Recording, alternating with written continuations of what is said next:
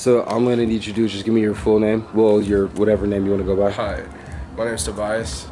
I go by Scoob.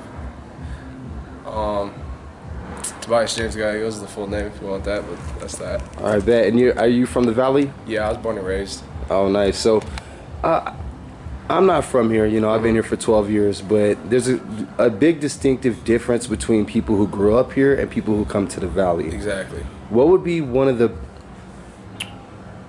essential, like, how was the atmosphere growing up here? The atmosphere has changed over the years. I mean, it was mostly like a retired like town for people just like mostly who were retired and everything. So like, well, there wasn't really any type of culture or anything. And then once the college became the university in Mesa, that's when we kind of started opening up to like a bunch of new people. And then of course we got put on the map with the wine, with the Palisade Winery being like in the top 5 category in the wine countries, like up there with like California and stuff, and then the peaches, and then of course just everything to do around here. Like there's a bunch of outdoor like extracurricular activities to do, like mountain biking, hiking. So like it kind of got put on the map and we're right off the interstate, so it's just like a lot of people who came here and like who are here now, it's starting to get a little bit more culturalized, I feel like, and not just so much just like a bunch of old people, you know. Right. One thing that I noticed a lot was when I first came out here, like you said, there wasn't as much culture. And I came out here like 12 years ago. There wasn't many black people. I didn't really know a lot of Hispanic people or the Mexican culture out here. Exactly. How was growing up in that culture in this environment? Because I don't know if have you guys always been really prevalent in the community? Somewhat. Like I said, it really didn't start expanding until like the university became Mesa University, and then we started getting more people, and then of course like in the last, I'd probably say like 5 years, we started to get a lot of people from out of town, like California and stuff, moving in here. So like I definitely feel like we've kind of opened up a little bit in variety of just like the set people that was here mostly, which was just retired. So like I don't know, I feel like there's still a lot more expanding to do. I feel like the city definitely doesn't have like a crazy amount, but I feel like it's getting there, because like compared to Denver and all the other places that I've been, it's starting to somewhat build slowly. Nice, man. Could you give us a couple of like, give us like 2 of your like favorite things about Grand Junction and the Valley? Grand Junction, bro. I like, it's big but it's small. So I mean, you like don't really like have to deal with like a lot of like traffic and busyness like other big cities. But like me growing up here, I know everyone that's here type of stuff. So it's like, one of my favorite things, honestly, is just somewhat of like the peacefulness, to be honest. It's somewhat still peaceful, even though how big it's starting to grow. And like, there still is a lot of things to do. Like, I love hiking, bro. I love camping. So there's all those types of things to do towards that, with that also. Right. So you would say the size and how peaceful it is. Give us one thing you don't like about the Valley. That's still somewhat everyone knows you. Yeah. And that gets around pretty quick with a lot of things. But like, I don't know, and some of the people here, but it also depends on the people who you surround yourself with here, type of stuff too. So it's like, other than that, it's not too bad. And I feel like the people who come here definitely have a different, like you said, like yourself as well, like a different experience as well compared to like what everyone else has known here who's grown up here and born and raised type of stuff. And that's like, because it's interesting, because like ever since I've been here, like a lot of people that I know, like once you move here, like not a lot of people move away. Like it's a comeback for sure, bro. That's one of the main things. It's told that if you grab dirt off the Mesa or something, you're destined to move back, even no matter where you move. Right. And I think I haven't done that, but like being like a local here and born and raised, like I've moved to Chicago. I've been to LA multiple times. I went to Denver for a little bit and I still ended up coming back, so I just pop around here and there. But I feel like that definitely is a thing. No matter what, bro, it's always gonna be home. Like, especially if you're born and raised here. So it's like, definitely I can see the people coming back. All right, so now let's get to know the man a little bit, man. So, first of all, I'm pretty sure the ladies are gonna be watching this. What's your zodiac? Do you know? I'm a Virgo. Virgo, all right. Sir. For the ladies who understand that, I don't know if sir. that's good or bad, but you're Virgo, you're what, 22? 24. 24, Just 24. turned 24. Ah, congrats, my brother. Thanks, dog.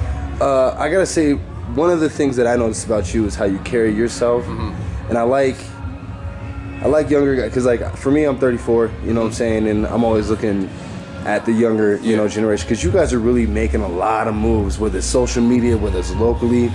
Another guy that I really like, that really holds himself, that I kind of see and you as well as my friend JT Sawyer. I know JT's my dog, bro. Dude, JT, me and him go way back, bro. You two really hold yourselves with a lot of dignity, a lot of character. Yeah. Go into like a little bit of your background, your upbringing about that. Shoot, man. I mean, I was left. My parents got a divorce when I was like 17, so they kind of left me on my own.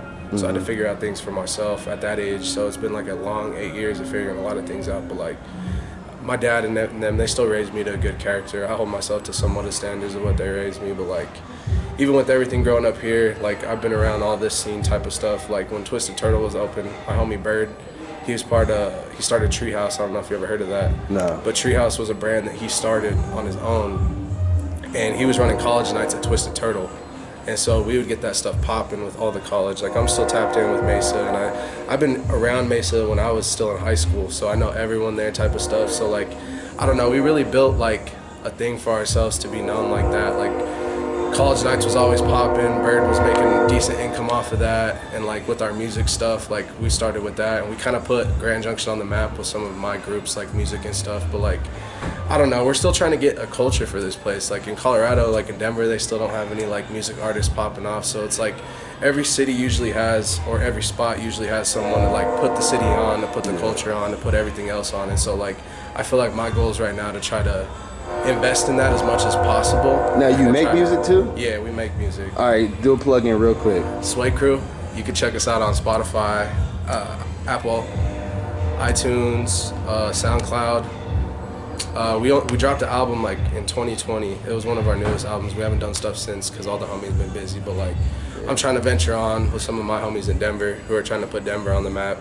So like, the ones that put Denver on the map, they've been down here and they performed at Twisted Turtle. They did live shows. They did live events from the concert. Like the Mesa sold out when you would do a shout out to A-Real Taxon. You can check him out on Instagram, 2 Phone Shorty. Hector, Lil Zero, those are my homies out there. They be running stuff. So we're trying to get just everything built up for this because like we just realized it's never really had nothing. So like from my point of view, I never had nothing. So everything that I've got for myself has been like on my own. And like I was never grown up with like pretty much like spoon-fed like handheld stuff. So like I guess that's where my character kind of comes from because I try to stay humble too. I'm not trying to like switch up even if no matter what changes type of stuff too. All right. Now what kind of like who would you compare your style to as far as rappers go? My style? I feel if you could. I'm very influenced, but I don't know. A lot of the shorties and the homies be saying that I sound like OGZ when I rap, so I definitely say like West Coast influenced. Okay. But I also grew up in the South when I lived there a little bit too, so I got a little bit of stuff from there too. So it kind of differs back and forth, whichever it is.